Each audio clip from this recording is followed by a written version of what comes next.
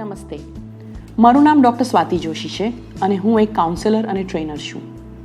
આજે આપણે વાત કરવાના છીએ સ્ટ્રેસ મેનેજમેન્ટની, પણ ઇન જનરલ સ્ટ્રેસ મેનેજમેન્ટ પર નહીં. અત્યારે વિશ્વમાં જે પરિસ્થિતિ છે, કોરોના વાયરસના લીધે જે ગ્લોબલ પેન્ડેમિક ફેલાયું છે અને તે સમયે આપણે જે લોકડાઉન ફેસ કરી રહ્યા છીએ, તો એટ ધેટ ટાઈમ આપણને મનમાં કેવા પ્રકારના સ્ટ્રેસ થાય એની આજે આપણે ચર્ચા કરવાના છીએ. આ ટોક 2 પાર્ટ્સમાં ડિવાઇડેડ છે. પહેલા પાર્ટમાં આપણે સ્ટ્રેસને ટોટાલિટીમાં એક લે પર્સન્સના ટર્મ્સમાં સમજીશું અને બીજા પાર્ટમાં આપણે અમુક સ્ટ્રેટેજીસની ચર્ચા કરીશું જેથી આપણે સ્ટ્રેસ સાથે ડીલ કરી શકીએ. So let us first understand stress એટલે શું. What is stress? Well, basically stress is an internal feeling. આ ફિલિંગ કોઈ પણ પ્રકારની સિચ્યુએશન, થોટ, ઇન્ફોર્મેશન, વ્યક્તિના આધારે અરાઇઝ થઈ શકે છે. So this can be internal or external. It can be called as a stimulant.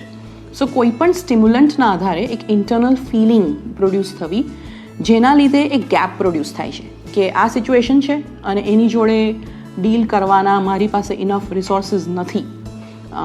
That can give you stress or a feeling that how will I cope with this situation?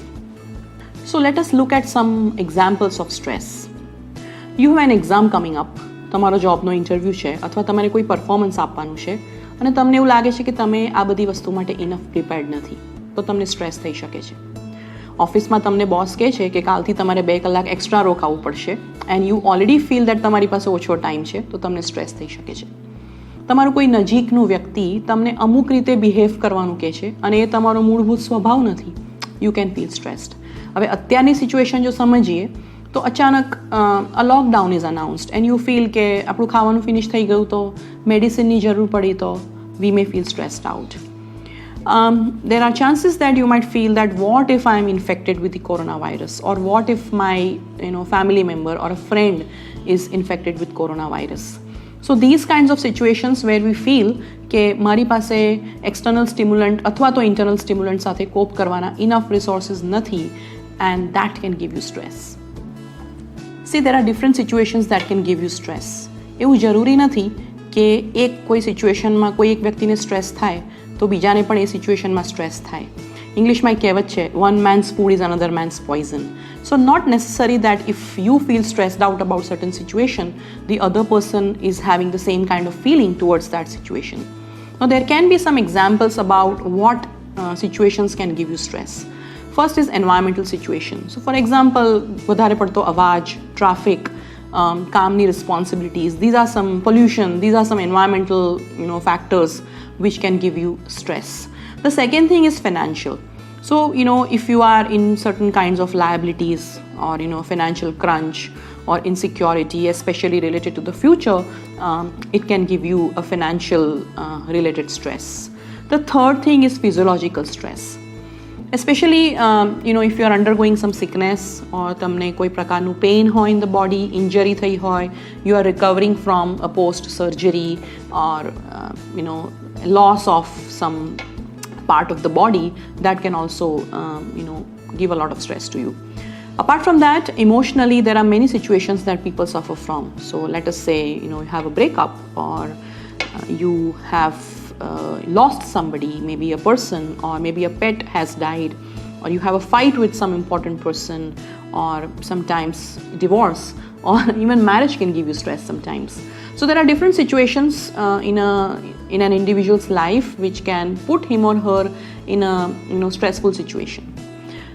Overall, stress can be divided into 2 categories. One is positive stress and the other is negative stress. Some examples of positive stress can be getting married, or preparing for a new job, taking admission in college, or preparing for a holiday or a vacation or a party. Now why this is in the category of positive stress? એટલા માટે કારણ કે આ બધું કરવાનો જે stress છે, તો in the end તમને એના ફ્રૂટ્સ મળે છે. તમને you gain something at the end of, let us say if you are preparing for an exam. So it's a positive stress. In the process, you also learn a lot. There is a theory કે stress લેવાથી ઘણીવાર આપણે વધારે better perform કરીએ છીએ. નાઉ negative સ્ટ્રેસનું જો example જોઈએ તો અત્યારની જે પરિસ્થિતિ છે, ધી COVID-19 પેન્ડેમિક, અને એના કારણે જે લોકડાઉન થયું છે, એ એક એક્ઝામ્પલ છે about negative stress. Why? Because there are so many things that we do not know about the future or about the virus for that matter. It is negative because it drains you out of energy. It takes a toll on you and it takes you away from your goal. So આ situation એવી છે where mostly all people will feel stressful. So it is quite natural to feel stressed in a situation like this. Before we move further to discuss the conscious techniques જે આપણે adopt કરવી જોઈએ to deal with stress, આપણે એવી ટેકનિક્સની ચર્ચા કરીશું જે આપણે એટલે કે હ્યુમન બીંગ્સ અનકોન્શિયસલી અડોપ્ટ કરે છે in order to deal with the situations which are stressful for them. So first is the fight technique, જેની અંદર આપણે સિચ્યુએશનનો સામનો કરીને એમાંથી બહાર આવવાનો પ્રયત્ન કરીએ છીએ. The second is the flight technique, જેની અંદર આપણે પરિસ્થિતિથી દૂર ભાગીને સ્ટ્રેસમાંથી બહાર આવવાનો પ્રયત્ન કરીએ છીએ. And third technique is the freeze technique, where we just don't do anything, we freeze. If I can give you an example, is that તમે જંગલમાં છો, તમારી સામે there is a lion. So if you try to fight the lion, it's the fight technique. If you try to start running away from the lion, it's the flight technique. It means you're taking a flight and just running away from the problematic situation. And if you are freezing, it means તમે ખાલી lionની સામે ઊભા છો, just waiting for the lion to eat you up. So these are the three techniques which we adopt unconsciously. Now, how to identify stress? કેવી રીતના ખબર પડે કે આપણે સ્ટ્રેસમાં છીએ? સ્ટ્રેસનો અનુભવ તમારા વર્તનમાં થઈ શકે છે, તમારા બોડીમાં થઈ શકે છે અને also emotionally. So if we understand કે બિહેવિયર્સમાં કઈ પ્રકારના ચેન્જીસ આવે, for example if you are very irritated, if you are very argumentative, તમને જો વારંવાર ગુસ્સો આવે છે એન્ડ તમે બીજાને બ્લેમ કરો છો, અથવા તો બીજાનું મંતવ્ય કે દૃષ્ટિકોણ સમજવામાં તમને તકલીફ થાય છે, અથવા તમે બીજાને મદદ નથી કરાવતા કોઈ પણ પ્રકારની, it means there is a stress experienced in your behaviour. If you look at it how it is experienced in the body, it can be increase or decrease in your appetite. વધારે પડતું ઊંઘવું અથવા ઊંઘ ના આવવી, ધબકારા વધી જવા, digestion issues થવા, et cetera et cetera. If you look at it emotionally, then ખૂબ ચિંતા કરવી એન્ડ બહુ સેડ ફીલ કરવું અથવા કન્ફ્યુઝડ રહેવું, ઇન્ડિસિસિવ રહેવું, ફ્યુચરનું અમુક કન્ક્લુઝન ડિરાઇવ કરી દેવું based on vote ever you C in the news or media, then that can be stress experienced emotionally. So if you are kind of experiencing all these kinds of behaviors, it may mean that you are undergoing stress. Okay, તો હવે આપણે વાત કરીશું કે શું strategies છે જેના આધારે આપણે સ્ટ્રેસ, એસ્પેશિયલી જ્યારે આપણે લોકડાઉન સિચ્યુએશનમાં છીએ અને બહુ જ બધી જગ્યાએથી આપણી પાસે બહુ જ બધી ઇન્ફોર્મેશન આવે છે about the pandemic. How do we deal with this situation? So I feel that the very first step is to identify the source of your stress. બહુ જરૂરી છે કે આપણને ખબર હોય કે આપણા સ્ટ્રેસનો સોર્સ શું છે, ક્યાંથી આવે છે આપણો સ્ટ્રેસ. શું આપણો સ્ટ્રેસ ટીવીની કોઈ ચેનલમાંથી આવે છે, અથવા તો સોશિયલ મીડિયામાંથી આવે છે, અથવા તો કોઈ વ્યક્તિ સાથે વાત કરવાથી આપણો સ્ટ્રેસ વધી જાય છે, ઓર મે બી આપણા મનના જ કોઈ વિચારોને કારણે આપણો સ્ટ્રેસ વધી જાય છે. સો આઈડેન્ટિફાઈ કરો કે મારા સ્ટ્રેસનો સોર્સ શું છે. This is the first step. Take a book, start writing down that where is the stress coming from. The second step is to avoid this situation, person who gives you stress.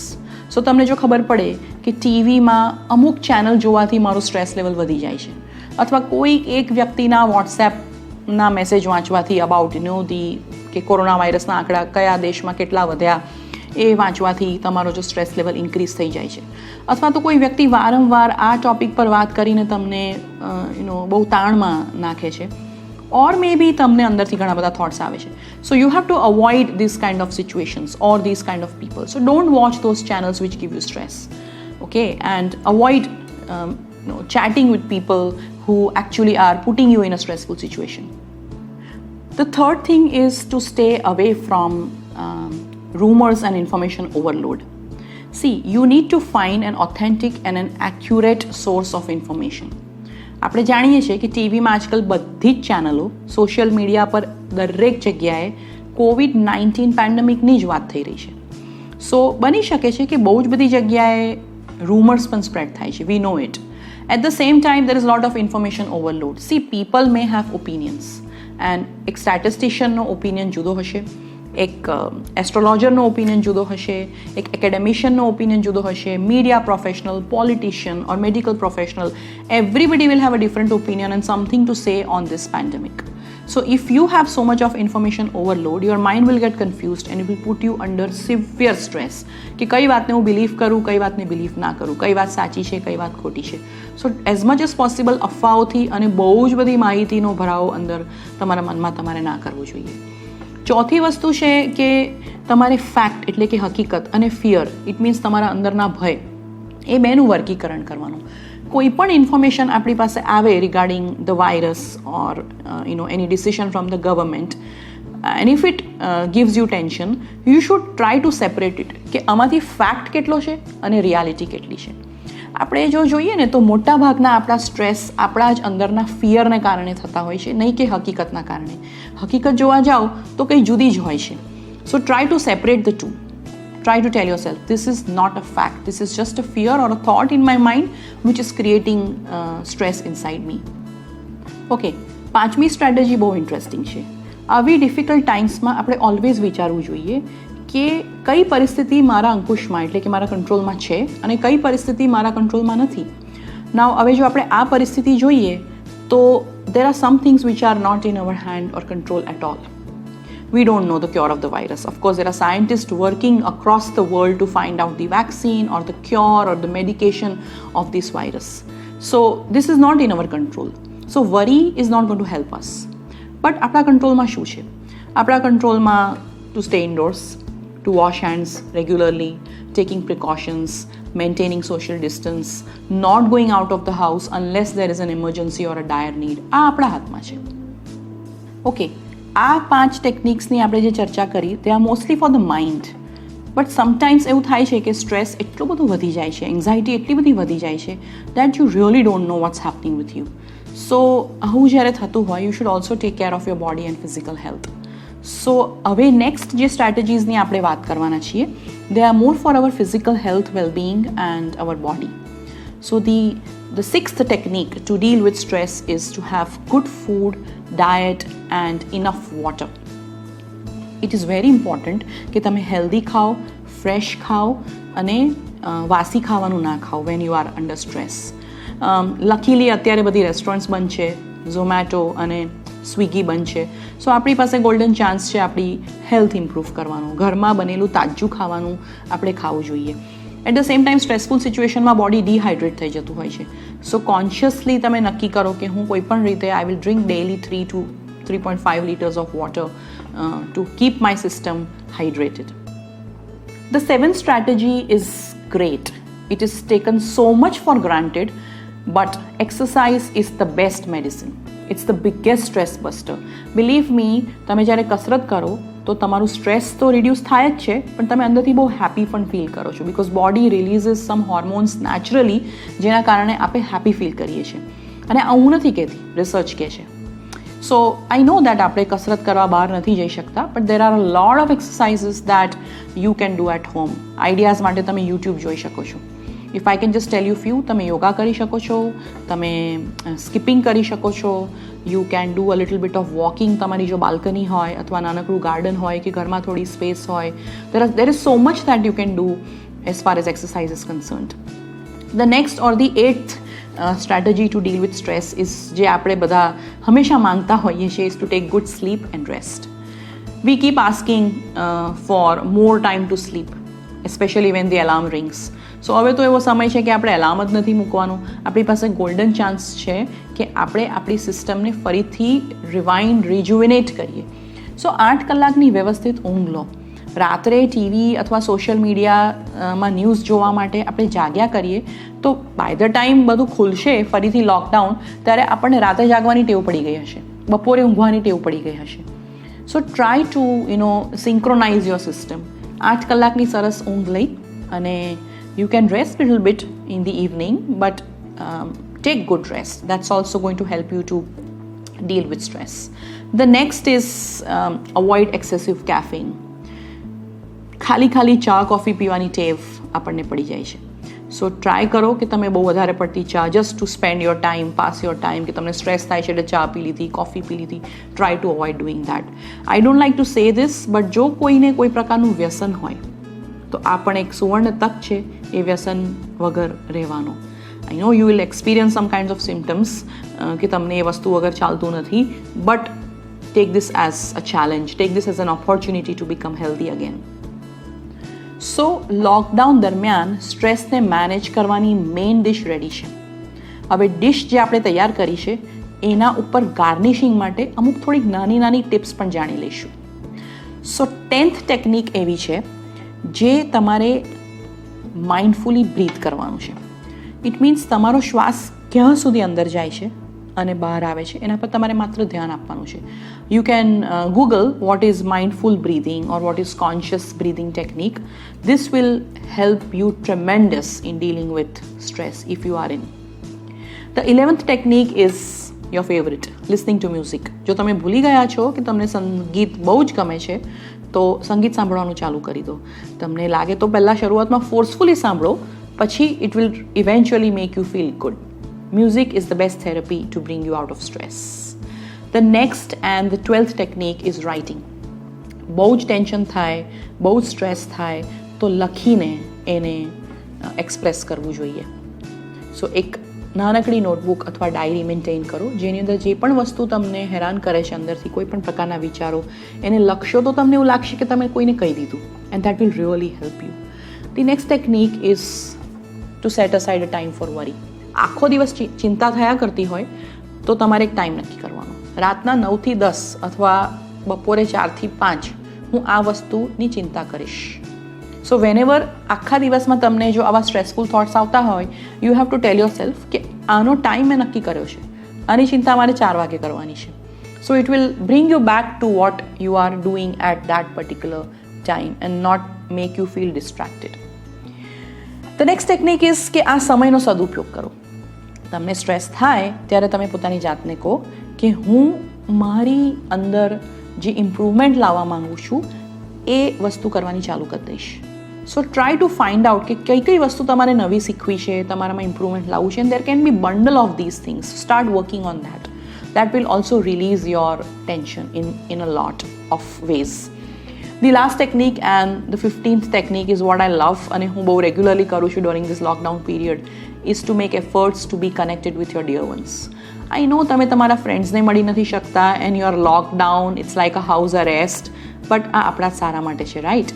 સો આપણી પાસે એવા બહુ જ બધા આધુનિક સાધનો છે જેના આધારે આપણે આપણા મિત્રોને, એક્સટેન્ડેડ રિલેટિવ્સને અથવા જેને પણ આપણે રેગ્યુલરલી કોલિગ્સને મળતા હોઈએ એની જોડે આપણે વાત કરી શકીએ. સો તમે વોટ્સએપ પર કોન્ફરન્સ કોલ કરી શકો છો.